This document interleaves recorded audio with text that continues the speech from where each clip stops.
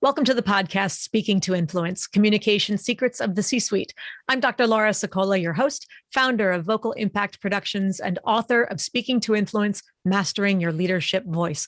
My guest today is Christopher Mominey, CEO of the Westchester University Foundation. Chris, thank you so much for joining me today. Oh, my pleasure, Laura. So glad to be here. Thanks. Now, tell us a little bit about the foundation. What's your 30-second elevator pitch? So thanks for that.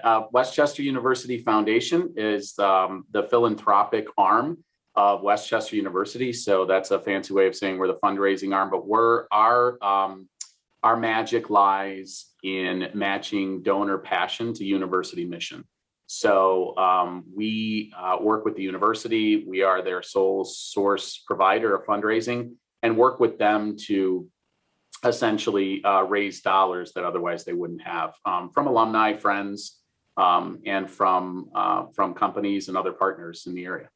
So it sounds like matching the people to the passions is giving them the opportunities to understand where their money is going to go, if they want to earmark it for sports or for scholarships or for. That's right. Our job as a foundation. So maybe folks not familiar with the foundation model. I think a lot of people are familiar with foundations as places that give away money, right? And we're one of those institutions that does that, but we only give it to one place, and that's Westchester University. So our job is to raise money for them and then to serve it back to them. So what I like to say to our team here is our job is to know the university an inch deep and a mile wide.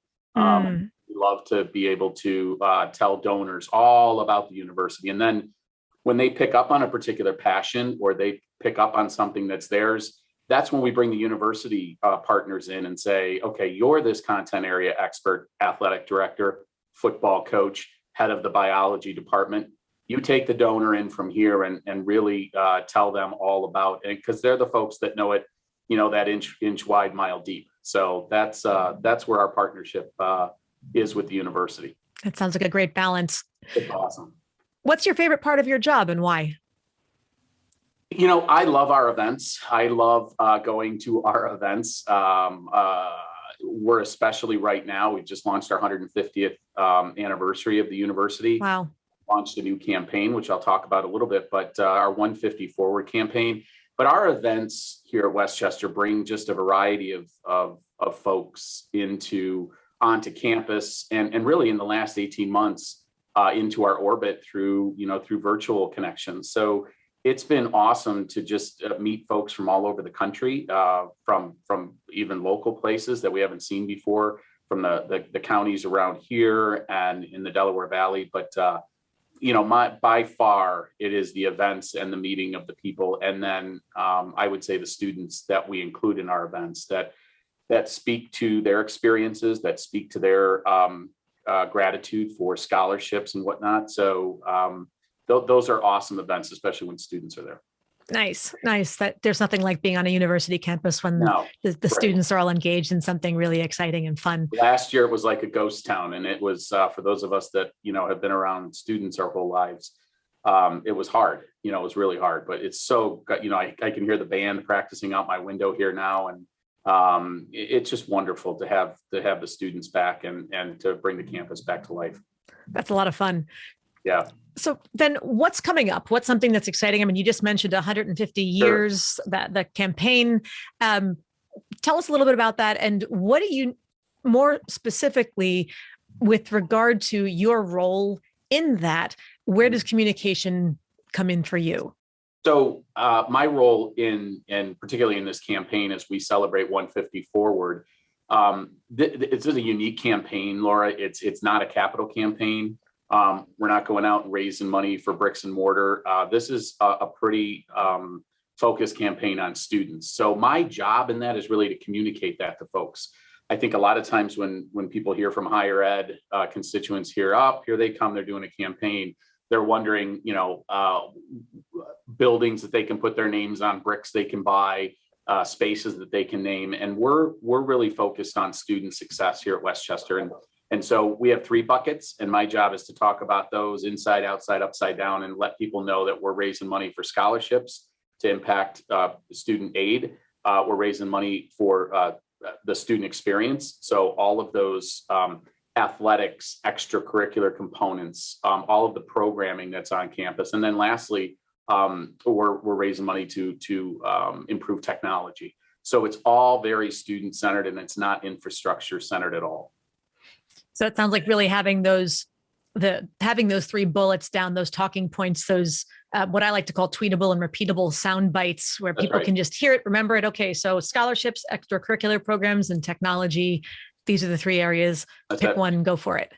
That's it. And we have the luxury again in higher ed of doing the feasibility study first to see what resonates with our donors. So we got to pressure test some ideas with folks ahead of time, and what consistently resonated with them was money directly impacting the lives of students, and a lot of conversation in that scholarship bucket and student opportunities bucket for international travel. I don't know if you've had the opportunity to study abroad.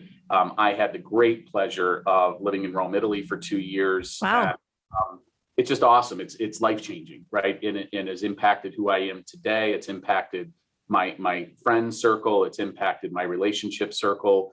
And so that's a particular passion of mine, but that really resonated with our donors, especially here at Westchester, where we have an access mission, a lot of first-generation students, a lot of need. And for that student who's maybe never even left Pennsylvania or Delaware, to be able to have the opportunity to go to Ireland for 6 weeks or go to Australia for a semester, it's life-changing.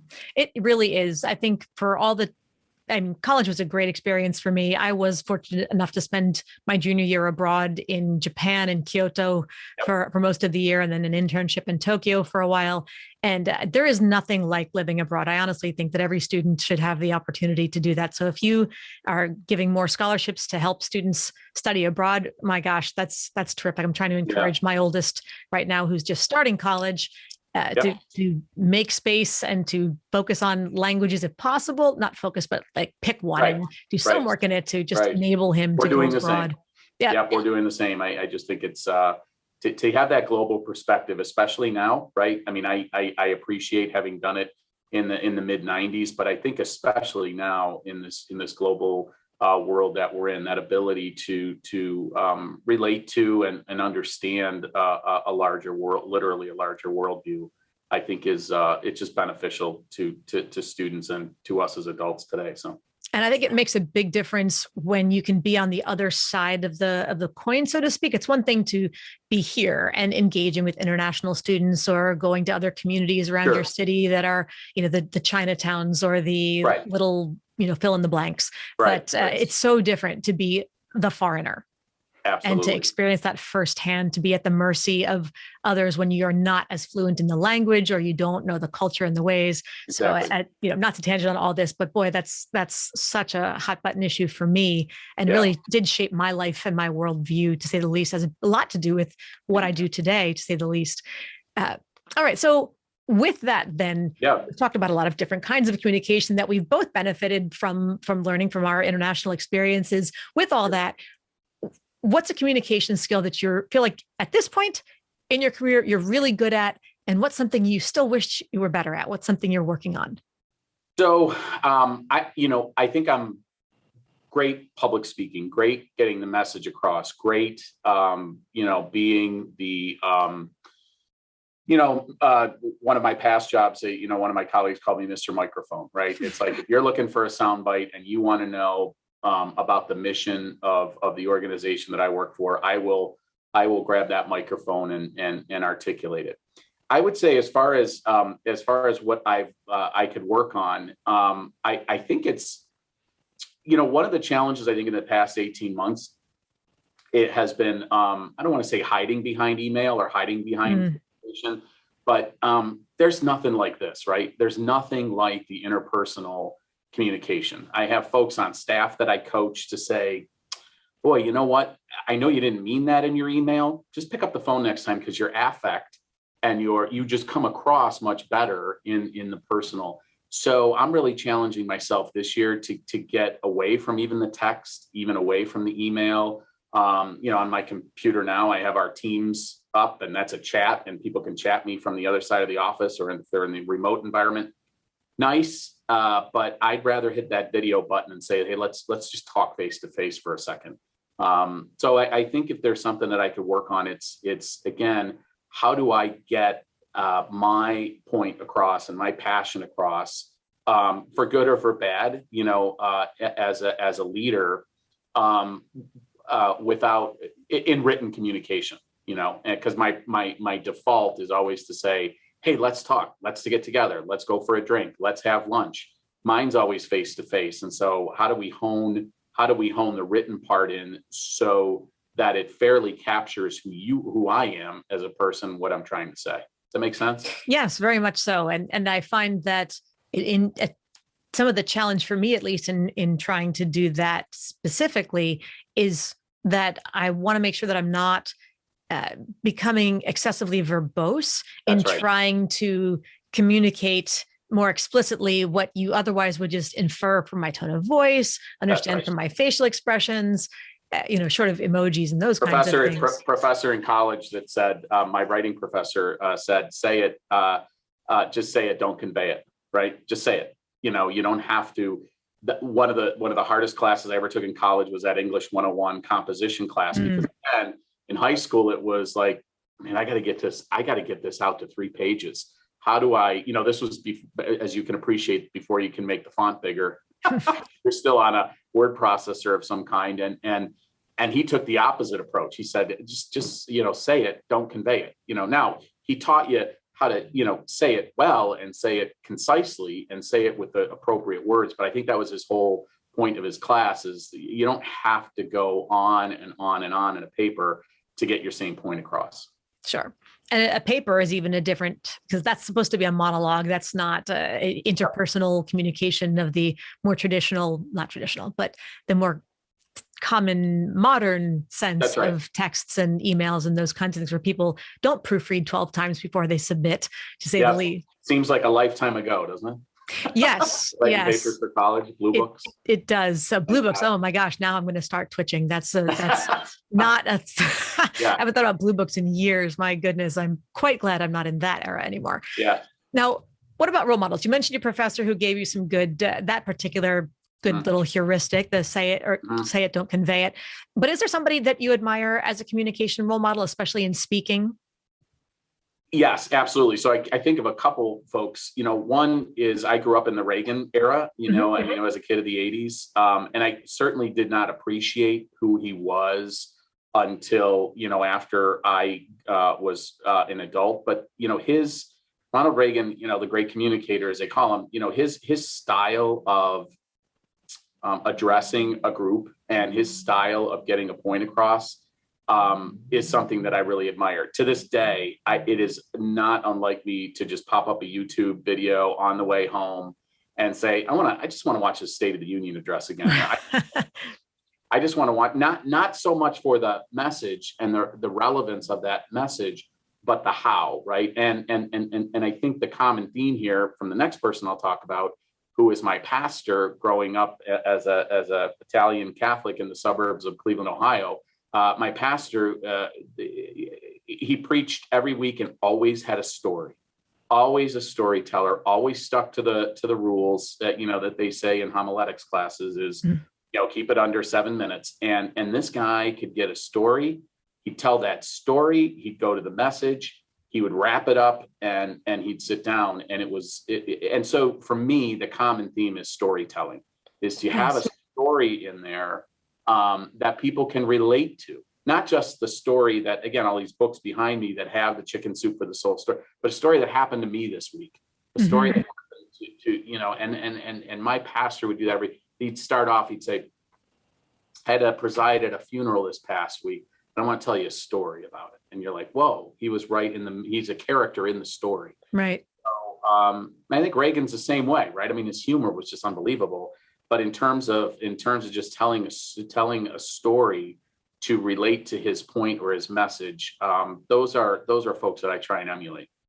Yes, the importance and the value of storytelling, I cannot stress enough. And it's something that some people just really have that innate gift, and others are really scared of it. But it does not have to be being a Steven Spielberg and coming up with this really big ornate. It's just about making it personal, making it relevant. And it makes you relatable, right? I mean, and I found in leadership, one of the gifts I've told that I've had is, as a leader, you're relatable. And I think, again, spending 25-year career in Catholic education leadership, came up as a teacher and then was a principal and then was a superintendent, and then ultimately the secretary of education here in the Archdiocese. In the first portion of my career, and people said, you could tell your story about the student that you had or the parent that you had. Yes. And again, I think that this not only is storytelling impactful, it's when you're a character in the story and you can say, let me tell you a story about how I was involved with this.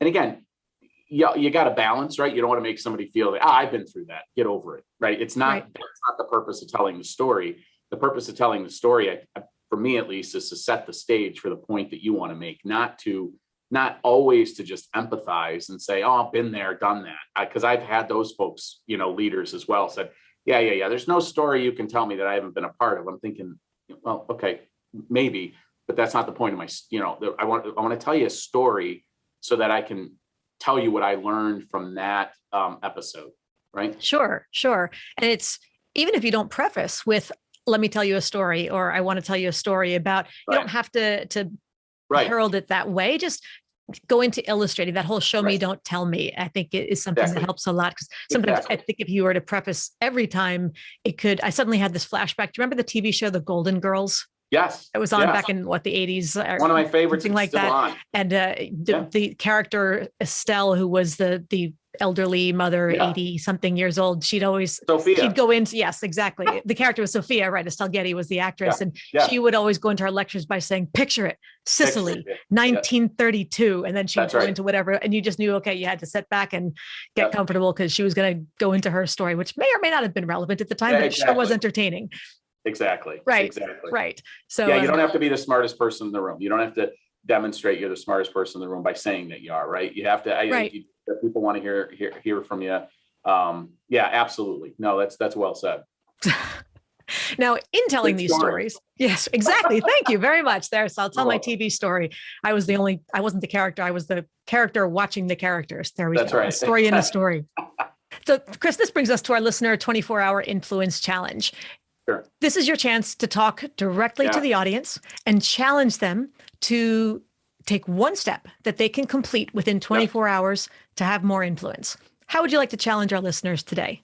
I would love to challenge our listeners today, Laura, to be grateful and to go out and to find someone that they have saw as a mentor, someone as a role model, and reach out to them. In fact, I'm going to call my pastor tomorrow. He's still alive. He's still Father Baugh, Dave Baugh. Just saw him a couple of years ago. He's down in Fort Myers. God love him, 86, 87 years old. My dad still is in contact with him. I'm still in contact with him. I would say go find somebody and just thank them. Thank them for being a mentor, a role model, and let them know that they have been. Let them know that they have been and how they've influenced you. I think that is such an awesome way of not just showing gratitude, but reminding yourself, for me, reminding myself where I came from and who those folks are in my life. So that'd be my challenge to folks. In the next 24 hours, go out and reach out to that mentor.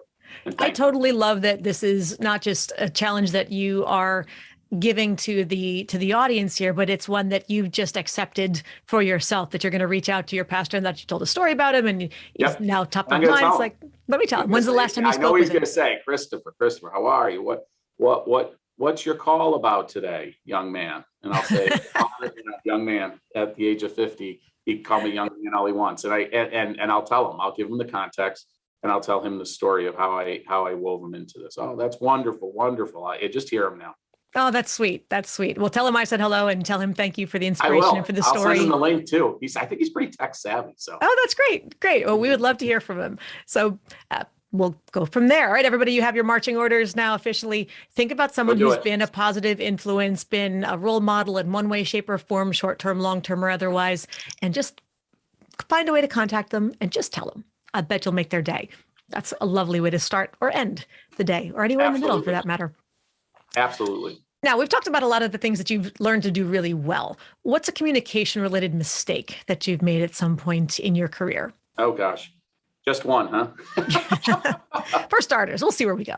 So, one of the things I would say is, for me, and I think this is true of a lot of people, but for me, whenever you're asked to get out of your comfort zone, it's a really uncomfortable. That's why it's called your comfort zone, right? And so I will say a couple of things. One, falling into not honoring my own communication style where I thrive, right? So falling into that trap of what we talked earlier, I think for an example of a gentleman I worked with when I was in upstate New York, we were on the same level, but he had a broader role in the organization, and was a 4:30, 5 o'clock riser in the morning, and just started in on emails and just peppered with emails. And it was difficult for me. I had a very difficult time because we had young kids at that time. I was up early, not that early, but I was up, and you're watching this email chain of other people, and decisions are being made in email before you even had a cup of coffee. And I'm thinking, this is crazy. So what was my mistake? My mistake was feeding right into it and not addressing it, and not saying, guys, listen, gals, listen, I don't know if you're looking for me to reply. I'm fine if we all want to gather at 7:30. And because frankly, Laura, the other thing is there'd be 40 emails, but it's in that realm of the short answers. Yep. Thanks. Got it. Thank you. Have a good day. I'm thinking, stop hitting reply all. What we accomplished in the email over 2 and 3 hours that caused me like anxiety driving into the office or already agitated me could have been covered in a 30-minute, generously, probably 15-minute conversation in the morning around the coffee pot. So my mistake was perpetuating that for probably, 12, 13 months, 14 months before I finally waved the flag and said, I can't do this anymore. You waved the flag, but what does that mean? What did it look like, sound like? Was it an email? Did you address everybody in a meeting at one point? What did you actually say, and how did people respond? Yeah, so being that Italian, it just pushed me to my limit, and I sent one of those emails that we're all coached to put in a draft folder, right? This is absolutely ridiculous. We've been doing this for a year. This is not how we should. I got on my high horse and I threw an email, which obviously went over like a lead balloon. And so I followed up with calling everybody together, leading with an apology and saying, this is where my anger is coming from, is my anger. And I just explained what I explained to you is I'm not up that early. I'm not paying attention. I have other things in my life. I'm trying to keep a work-life balance. And so here's what I need from all of you.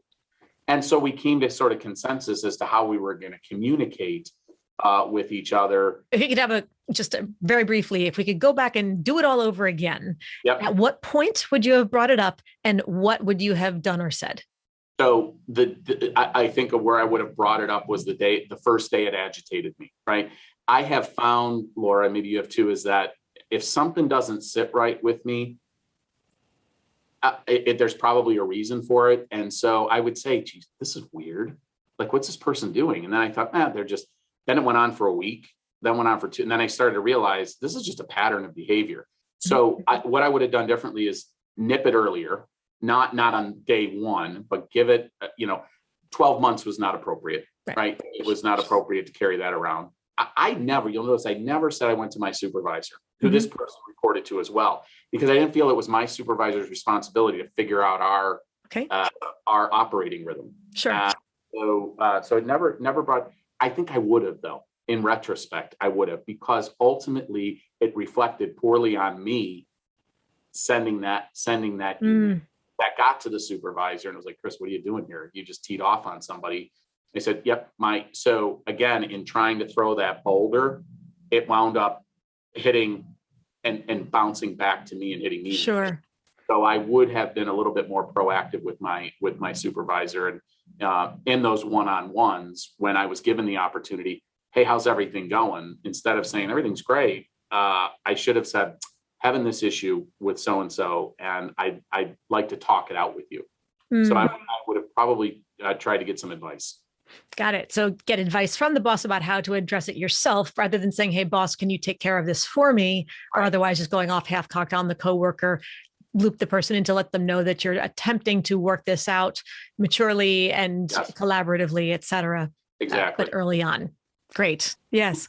And with regard to proactivity, let's look at the issues in areas like succession planning. When you think about who to promote into a leadership role, can you share something that has disqualified or otherwise delayed somebody who was a technically qualified internal candidate for a leadership role, but something made you say, not quite? Typically that something is culture fit. I'm a huge believer of hiring for culture. I have never been in a job, and I mean this, or supervised a job. Listen, I mean, teaching is an art form, and I am grateful for my years of teaching. I'm grateful for all the teachers that I ever worked with. But at the end of the day, I've never worked in a place where I couldn't look around at all the technical job and say I could teach somebody that. There were things that were specialty areas, and I get that. But at the end of the day, I am always looking at culture fit. So to go back to succession planning, promoting managers, et cetera, what is precluded is typically EQ versus IQ. I am a huge fan of, organizational behavior and talking about smart versus healthy, right? So very smart organizations have the technical skills, have the, they do it right, they do it well, they're industry leaders, they have best practices, but the culture is a goat rodeo. And what I like to say is, in those companies or those schools in my world is, man, that's a high performing school. Look at the grades, look at the placement. And then you go there, but there's blood on the walls. And you're like, well, now I know why. Because they do it under the threat of some heavy-handed leader that says, if we're not number one in test scores this year, it's your head on the line. And so there was a time when you had somebody who was a little too heavy-handed, a little too dictatorial and demanding in his or her approach. Absolutely. And yes, so there was a time where I was aspiring to be an administrator, and it was one of these folks that, as they say, in leadership, is who'd you learn the most from? Well, I learned the most from a person I shouldn't have. And what I mean by that is, if I do everything opposite she ever did, I'll be the best leader. And it was one of those cases where they just didn't care about you as a person, right? It's all about the school's reputation, the public face of the school, their reputation, and never a factor of you as a person. Yeah, right? How does this affect my people? How does this affect my people? So I learned very early on in leadership that building relationships with your folks, starting your one-on-ones with, hey, how you doing? How's your week? Again, not prying into their life. They disclose something. Recently I had an employee that reports directly to me who went through a very difficult process of losing their mother, right? And again, I'm not in that Catholic church world anymore, and I don't need to be a pastor to these people, but it clearly impacted. It didn't impact a lick of performance. Nothing. This woman did not miss a beat of her job, but clearly it was draining on her. And so to open with that and to say in a one-on-one, how you doing? How did everything go? All the family back and everybody, So for me, it's going back to your, again, original question is, those people in my in the organization I've been a part of that don't move up our chain are folks that don't reflect the culture and the mission, vision, values of the organization.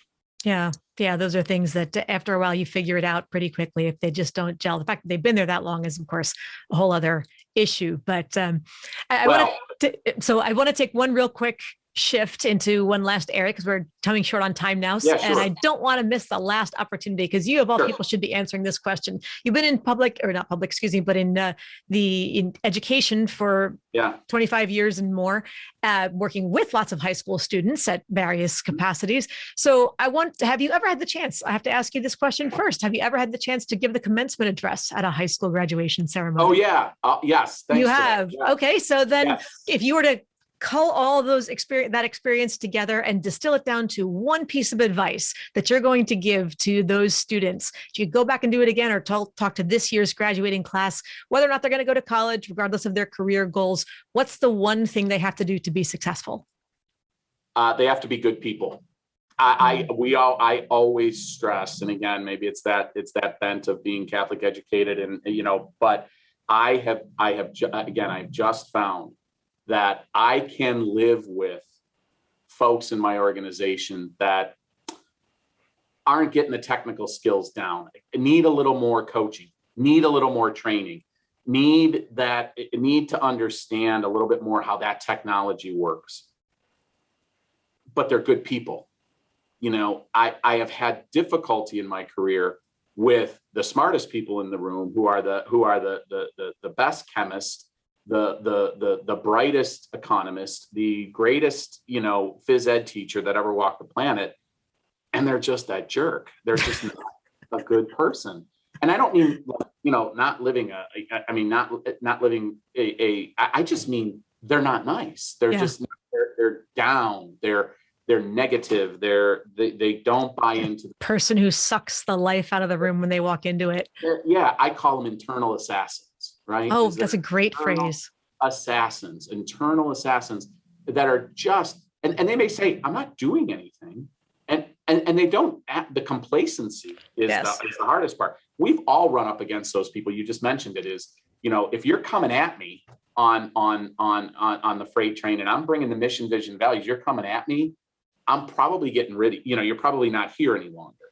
Yeah. But it's the quiet ones that are just doing nothing, that are just ambivalent towards the whole thing or oblivious to the whole thing, that just kind of the dead weight. That to me, So to high school graduates, to my own 4 kids, just be a good person. A good person will always be a successful person. Right. And a good person, of course, not just a nice personality, but somebody who does their job, but is not does their job, is not hurting others in the process. That's right. Is ethical, carries their weight. Is helpful. Yeah. Gets out of their silo, gets out of their comfort zone, doesn't answer by saying, not my job. Drives me crazy at home, right? Is, we have the job chart. Well, who's empty dishwasher today? Well, Hannah is. Well, she's not home. Well, so we're not going to empty the dishwasher. It's like, so it's that kid that says, I got it. That's the star.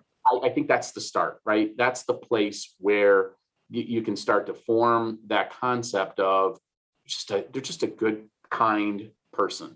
Who's a leader that people will follow. Oh, Chris, this has been a lot of fun. Thank you so much for joining me today. How can people learn more about you and the Westchester University Foundation? Awesome. Thanks. Yeah. So I'm out on Twitter. That's my kind of primary @Mominey is my Twitter handle. Love following and looking at these types of things that are, again, inspirational as they relate to leadership and organizational behavior. And then our foundation is just wcufoundation.org. Come and learn about the great things going on at Westchester University. It's a wonderful little gem here in southeastern Pennsylvania. Not little, over 17,000 students. Yeah, not little. Yeah, not little. You can read about our campaign, and I would, I challenge folks to look at it and say, does our website reflect some of the things I've said today? Does it take on the flavor of those mission, vision, values, reflect our culture? I hope it does. I hope it does. So. Yes. Well, thank you so much again. I really enjoyed our conversation today. Thanks, Laura. My pleasure. All right. And to everybody else, thank you for tuning in. As always, be sure to subscribe so you never miss an episode if you haven't done so yet. And don't forget to give us a 5-star rating on iTunes so we can help even more people increase their confidence, presence, and influence. And finally, if you want to download my free guide to equipment recommendations for virtual influence, including my picks for microphones, lights, and more, go to speakingtoinfluence.com. I'm Dr. Laura Sicola, and you're listening to Speaking to Influence, Communication Secrets of the C-Suite. Hi, everyone. This is Dr. Laura Sokola, and I want to sincerely thank you for listening to the Speaking to Influence podcast. If you love listening to these episodes as much as I love bringing them to you, be sure to subscribe so you never miss an episode. And please go to iTunes right now to rate and review our podcast in order to help us expand our reach so even more people can master the 3 C's to command the room, connect with the audience, and close the deal. Thanks for listening to Speaking to Influence, Communication Secrets of the C-Suite, the show for leaders who want to speak with impact. The hosts, producers, owners, and media distributors of the show make no guarantees that the strategies and information discussed will result in profit or other success and may result in losses. The opinions and statements of the hosts and guests do not necessarily reflect the opinions of the owners, staff, managers, broadcasters, or sponsors of the show. No medical or psychological therapy or personal or professional wellness or relationship advice is offered in the show. You are advised to seek counsel on matters related to your health, family, relationships, job, or other business and legal matters from licensed advisors in those areas prior to making any changes in business or lifestyle. No information provided may be suitable in your situation. As always, take responsibility for the decisions and actions you take, including the reactions they may make in your work, family, health, and life.